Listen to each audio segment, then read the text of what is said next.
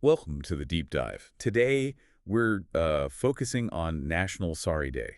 That's May 26th. Right. It's really a day for us to try and understand, the inherited pain from the past, maybe move past defensiveness and look towards reconciliation. Yeah, and we're using a recent sermon as a bit of a guide for this discussion, which had a really helpful way of looking at it. It did. Yeah. It started with this image, didn't it?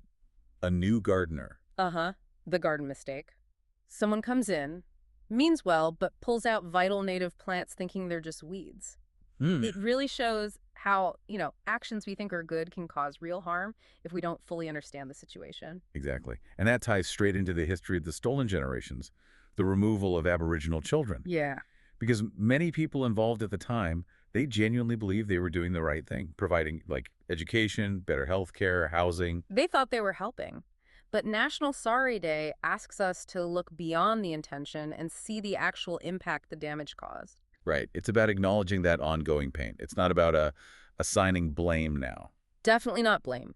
The sermon even shared that story about an Aboriginal person being formally welcomed to their own country. Oh, yeah. It just shows how easily good intentions can completely miss the point, can't they? It really can. Then the sermon brought in scripture, Lamentations 5.7, Our ancestors sinned and are no more, and we bear their punishment. which comes from Israel's exile, dealing with consequences from past generations' actions, like idolatry, injustice. Things like that. And Exodus mentions it too, this idea of consequences flowing down. So how does that apply to us now? I mean, we weren't directly involved, right? Oh, likely not. But the argument is our nation, Australia today, is still shaped by that legacy, the Bringing Them Home report. Yeah. That was stark. It really was. Potentially over 100,000 Aboriginal children, taken over 60 years, maybe up to a third of all children in that period. Just staggering numbers, and understanding that scale helps grasp the depth of the wound. And hearing that, it's understandable people might feel defensive, like,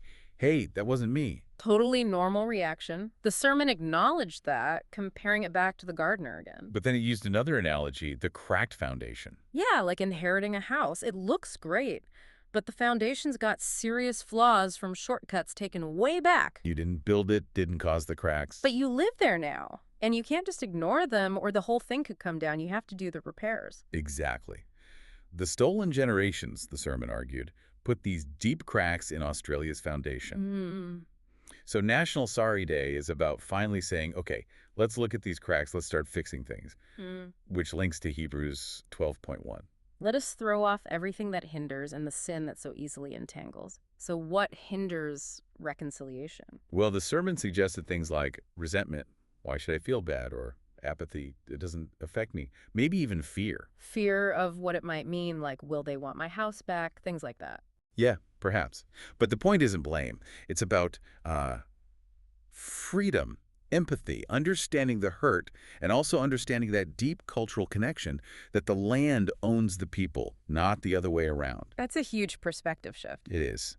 And a simple action suggested was just, listen, choose to listen to the stories of First Nations people. Yeah. Then it mentioned 2 Corinthians 5 about the ministry of reconciliation. And ministry here isn't necessarily like religious in the formal sense.